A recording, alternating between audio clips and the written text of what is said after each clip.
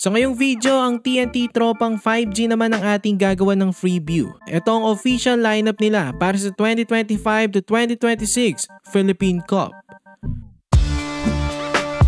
So magsimula ulit tayo sa mga guards. Unahin natin si Jordan Heading, ang probably best 3-pointer ng Pinas. Grabe ang tirada nito, kaliweteng sniper. Gumawa agad ng impact sa TNT. Nag-average last season ng 15 points, 4 rebounds at 4 assists.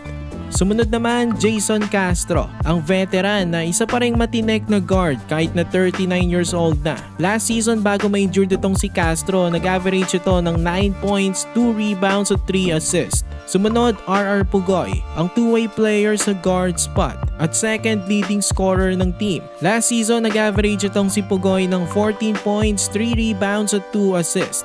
Sumunod, Simon Enciso, ang isa pang sniper sa guard spot. Nag-average naman last season ng 5 points, 1 rebounds at 2 assists. Next, Reynam Batak, ang isa namang scorer na guard. Bago ma-injured, nag-average last season ito ng 12 points, 4 rebounds at 3 assists.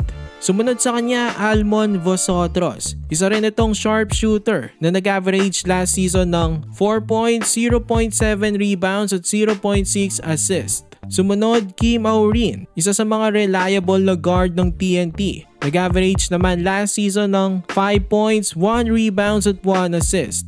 At last, Brian Heruela, ang pangdepensa at isa pang veterano ng team. Nag-average naman last season ng 1 point, 1 rebound at 1 assist. Dumako naman tayo sa mga forwards.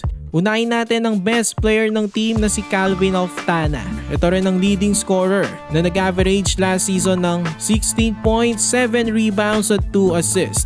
Sumunod sa kanya, Glenn Cobuntin, ang corner specialist na nag-average last season ng 6 points, 3 rebounds at 1 assist. Sumunod, Kevin Ferrer, ang bagong addition sa lineup ng TNT ngayong season. Isa rin itong sharpshooter na nag-average last season ng 9 points, 1 rebound at 1 assist. Sumunod, Kelly Williams, ang power forward / center. Pinakamatanda na sa team pero maasahan pa rin. Last season, nag-average itong si Kelly ng 6 points, 5 rebounds at 1 assist. Sumunod, Tyrus Hill, ang isa sa mga bagong addition sa lineup ng TNT ngayong season. Nandyan pa sila Mike Nieto at Paul Varilla.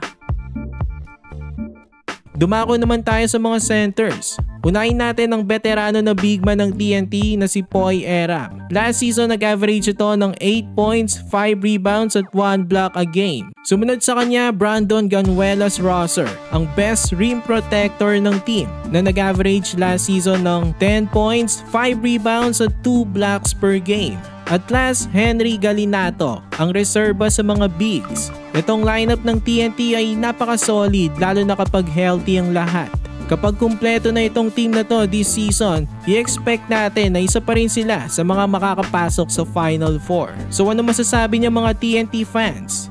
For more PBA content, i-like nyo na ang ating video at mag-subscribe na rin sa JB Buckets.